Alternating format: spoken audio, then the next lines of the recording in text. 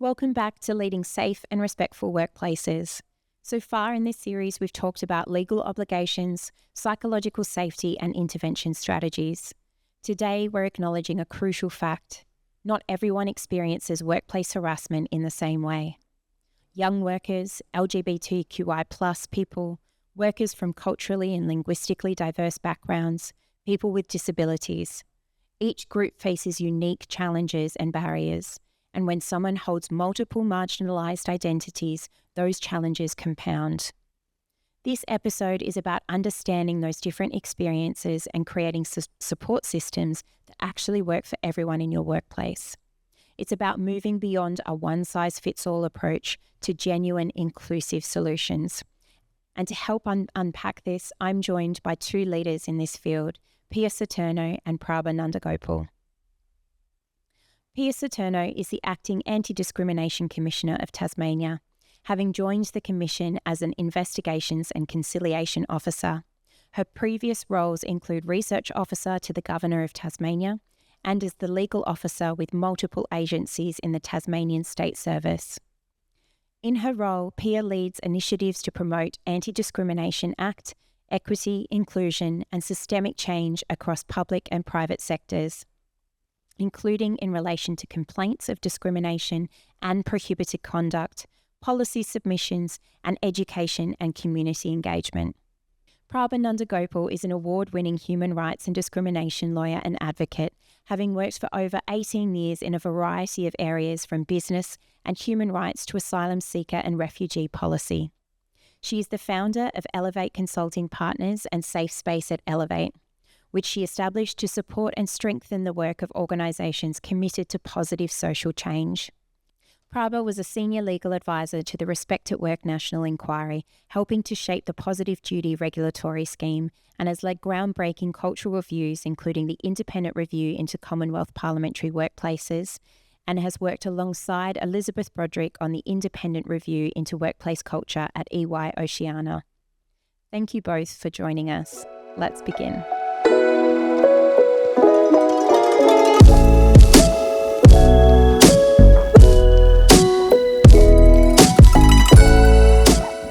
Both so much for joining us today. We might kick off. So I'm really keen to hear from your perspective, what are some of the common barriers that you've seen different employees face in the workplace? Well, there's a few barriers, I guess, when we talk about people from other cultures. There's that language barrier and communication as well. They're not the dominant cohort, so they're fitting into into an environment which might be daunting for them, so they are welcomed, included. I think inclusivity is a really big thing. There's cultural misunderstandings as well about how, we talk about people from collective communities and Western communities, which are different ways of doing things, different ways of understanding. So there are a couple of barriers that I see. Yeah, absolutely. Prabha, was it to touch on? Well, if I focus in on barriers to speaking out in the workplace, there are common barriers for all workers, including a lack of trust and confidence in the internal reporting mechanisms, power imbalances, fear of reprisals, a lack of awareness as well, reporting pathways are. But what we see is that those barriers can be heightened for people from diverse backgrounds. If we take migrants and refugees, for example, their fear of losing work has serious consequences potentially for their visa status. Yes. And then, of course, there's language barriers, a lack of awareness of information and support services, for example. Yeah. So we see that compounding of barriers for certain groups. Absolutely. And just not being part of the majority and not understanding, knowing how things work, that they don't have the same sort of opportunities for perhaps promotion because they might not be in the dominant part of the workforce. So those are things that people really worry about. And as you say, fear of retribution if they say anything, that they're in their visa status, even though, their visa status shouldn't have any bearing on it. So just things that we may might take for granted that we've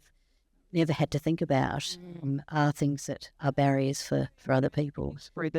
Yeah, I think, thank you for sharing that. I think the when we think about broader psychological safety, we'll all bring our own kind of biases and experiences into that. But for workplace leaders and organisations, they do need to make sure that they're looking at kind of the diversity of their workplace.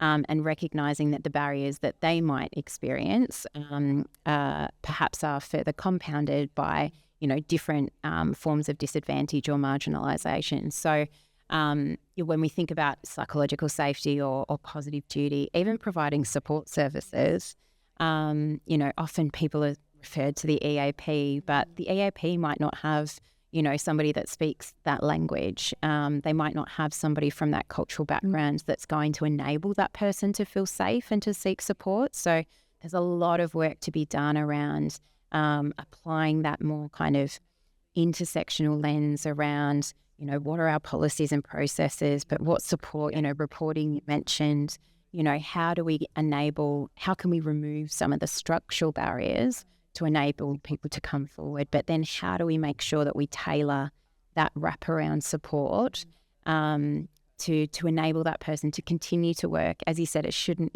impact their visa status, but there's so much fear and uncertainty because we've got a history of workplaces that often will have a policy, in place. They'll have a procedure, they might have some training, but it's not proactively communicated. That's right. It's not something that's, when you join an organisation, it might be a tick and flick that you sign on as part of your induction, and then that's it. But, we do have this positive duty that's really shifting the thinking there. But I think the work on the ground for leaders, for organisations, for employees, we've got to communicate what your rights are, but what your responsibilities are. And I think that's the missing piece. Yeah, absolutely.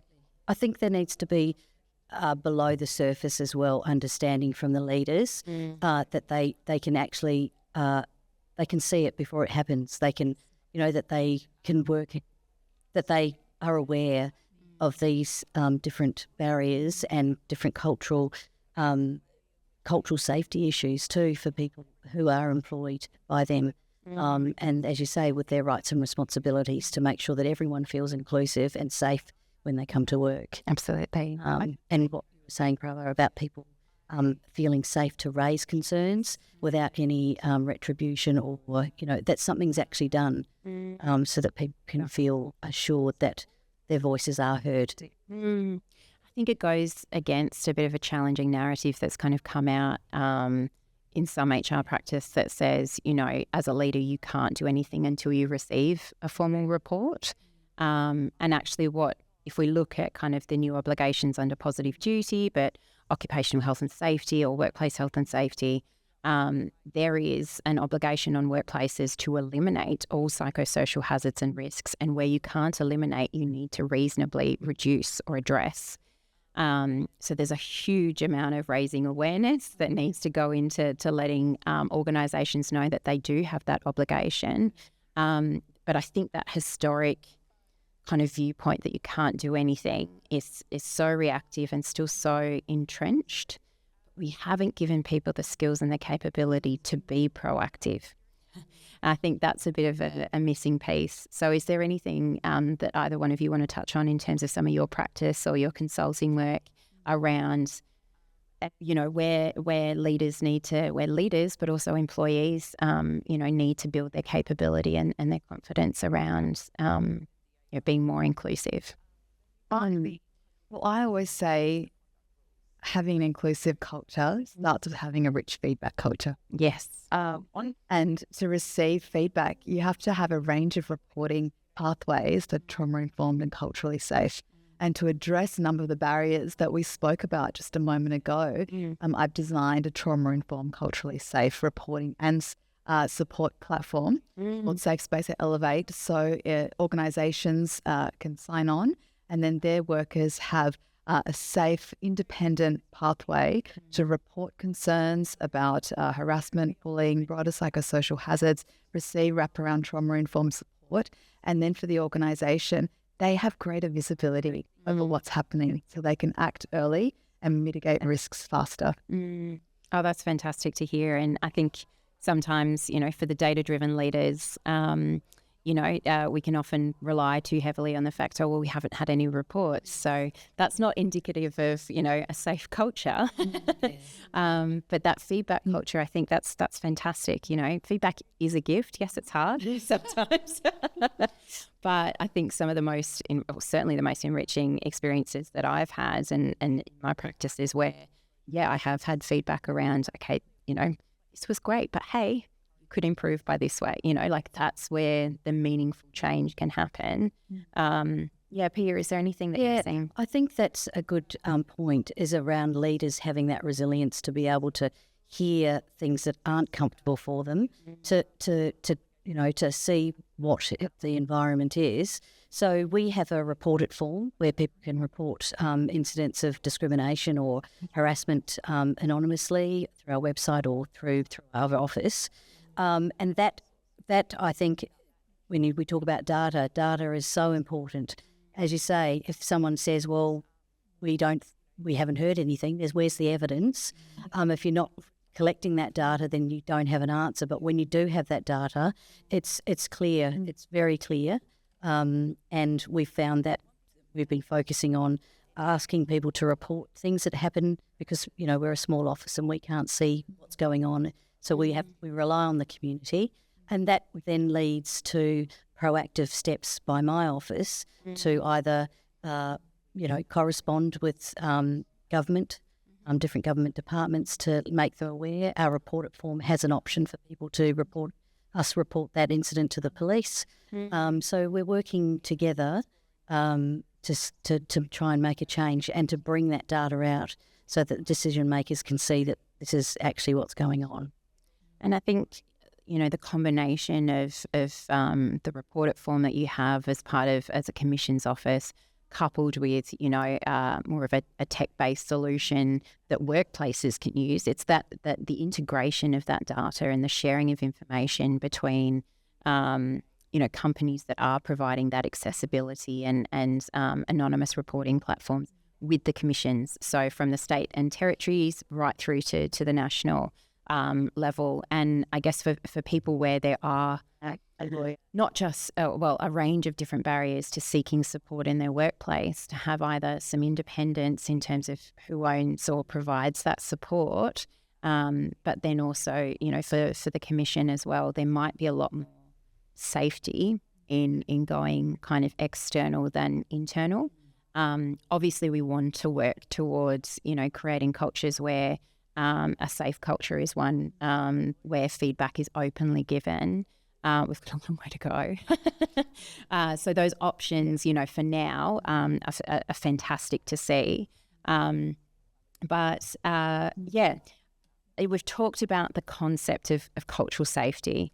Can you unpack what that looks like from your perspectives, in a little bit of detail? Because I know the definition or the understanding can be really different for different people. Yeah. So for me, cultural safety is about being able to go to work with your whole identity without fear of being judged or dismissed. And cultural safety really begins by ensuring that there is cultural literacy and awareness, training and education being provided to all employees.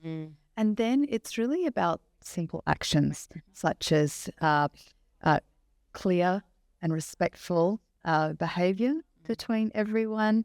I guess there's not making assumptions. Asking people questions about their pronouns, about how they like to be addressed, those sorts of things. Providing accessible channels for raising concerns, which we've talked about.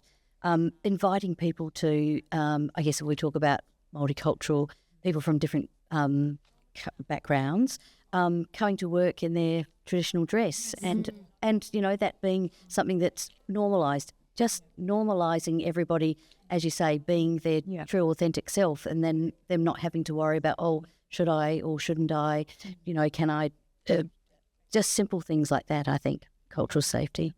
Recognising other traditional based, Yes. but without creating additional cultural load Yes. particular groups, which is something that comes up time and time again. I think that's cultural load is really really important. There's lots of different emotional tolls or loads or mental loads that we often talk about mental load in kind of the context of intimate partners and family responsibilities or kinship and things like that. But cultural load, often we look to marginalised groups to say, hey, you come up with the solutions all the time. You tell us what we need to be doing. And while there's a balance to be struck between, allowing people from, unfortunately, allowing or being proactive to engaging marginalised groups to drive work, but also taking that ownership. Hearing from various different culturally diverse groups, a lot of them, are looking for that self-determination. A lot of them are looking for that sense of agency and leadership, but are often having to fit within the mould of how workplaces conduct themselves.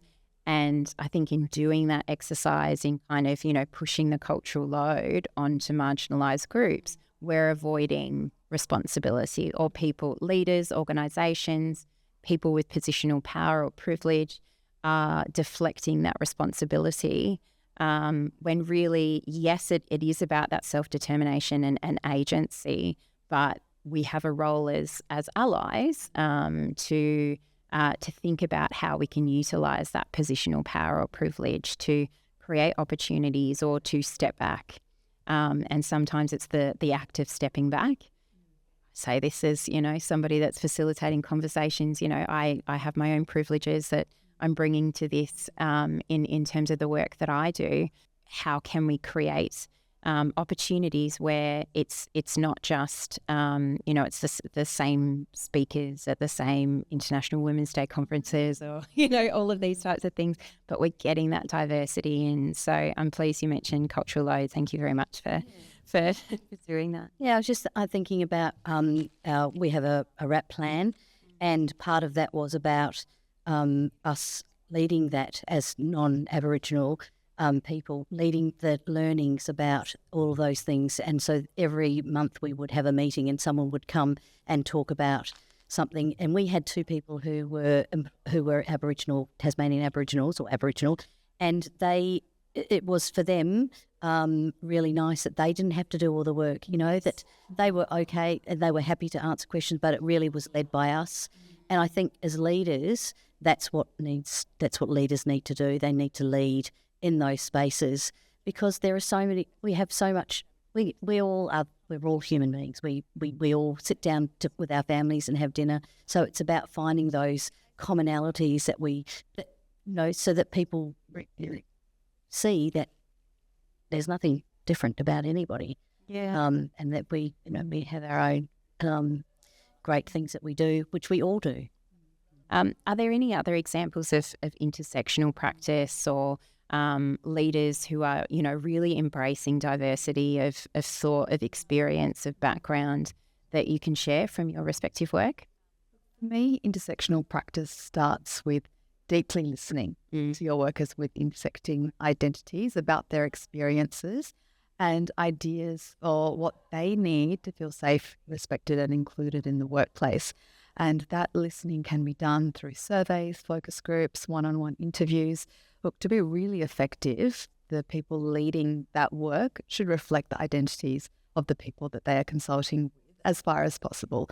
So, for example, a focus group with First Nations workers should be conducted by someone who identifies as First Nations, because that way you are creating a safe environment to have those candid and often difficult conversations. But while consultation is foundational, we have to go further. Yes. I think to be really effective, what we need is people from diverse backgrounds at the decision-making table shaping the measures. Because when we have, for example, migrant workers, First Nations workers, people with a disability contributing to the design of measures, that's when you're going to see solutions that really fit. Yes. absolutely. Thank you. Pia, is there anything you wanted to touch on?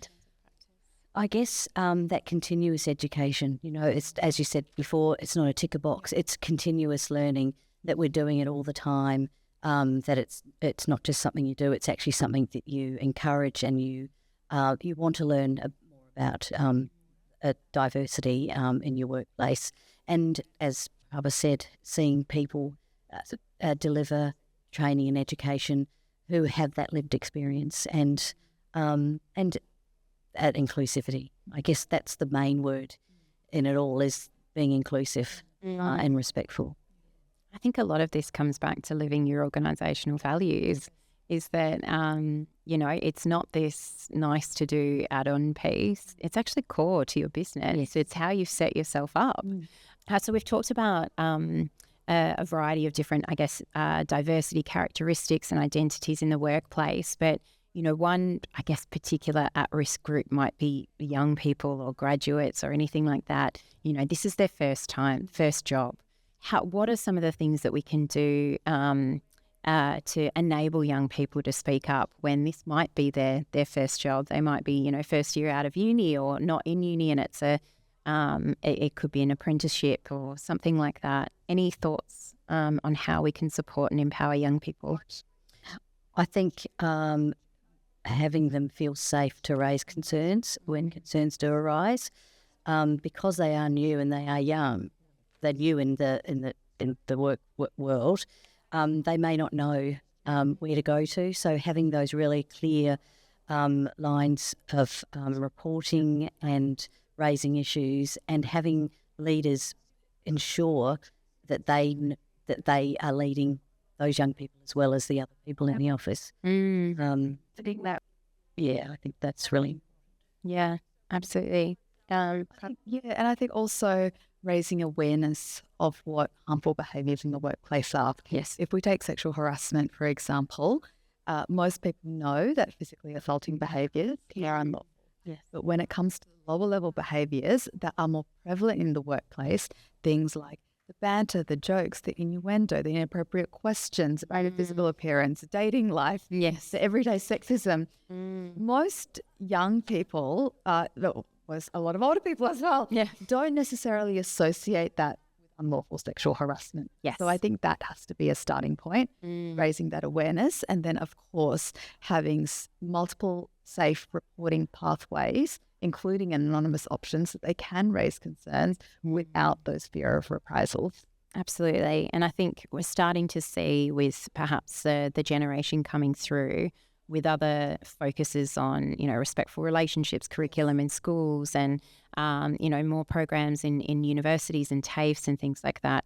Hopefully there is that, there is greater awareness that's happening, but we cannot make the assumption that everybody is coming into the workplace with that level of understanding. And I think that goes back to kind of that more proactive obligation under a positive duty. Thank you. That workplaces need to be telling, their employees what rights they have.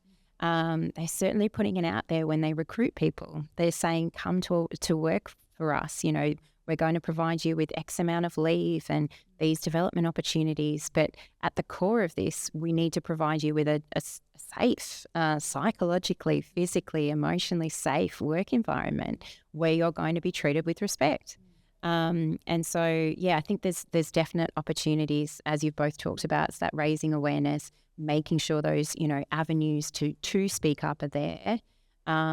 But yes, it's that shifting that from reactive to proactive, and communicating back with people what's happening in the organisation. If you are some are doing fantastic work, but people don't know about it. I think that's the key, and also the training of those supervisors and managers who are supervising young people. I've heard of instances where young workers don't know where to go. It's their team leader or their manager who's actually engaging in the conduct, that harassment. So, and then, where do I go now? What do I do? What does it look like to lodge a complaint?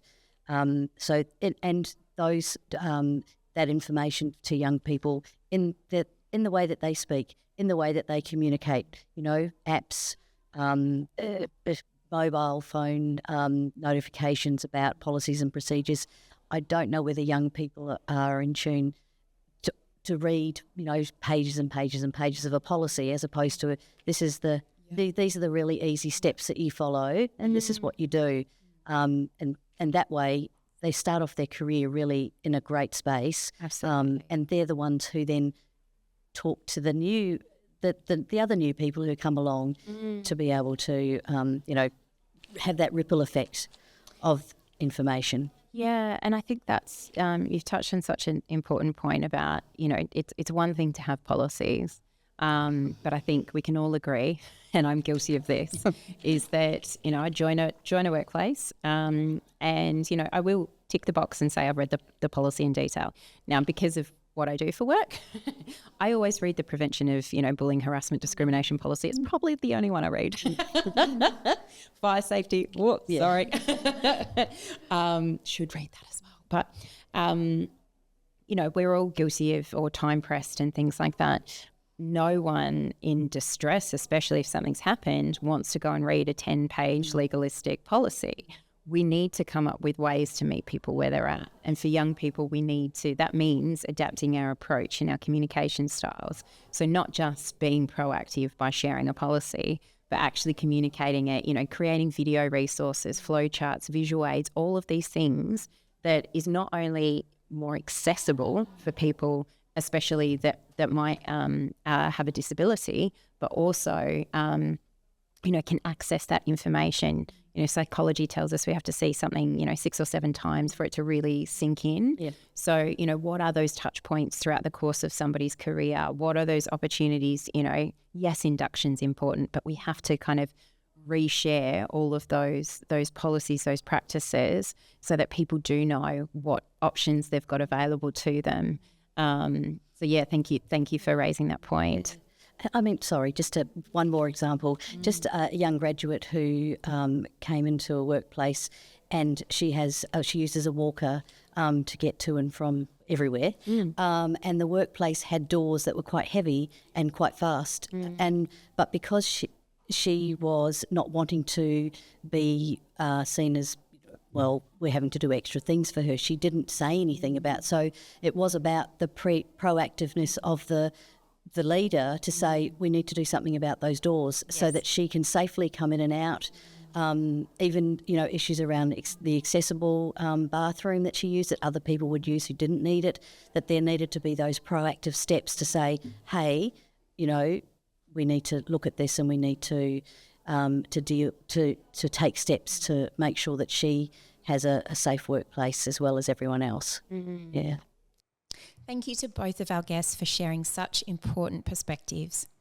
I hope this conversation has challenged you to think beyond generic policies and approaches.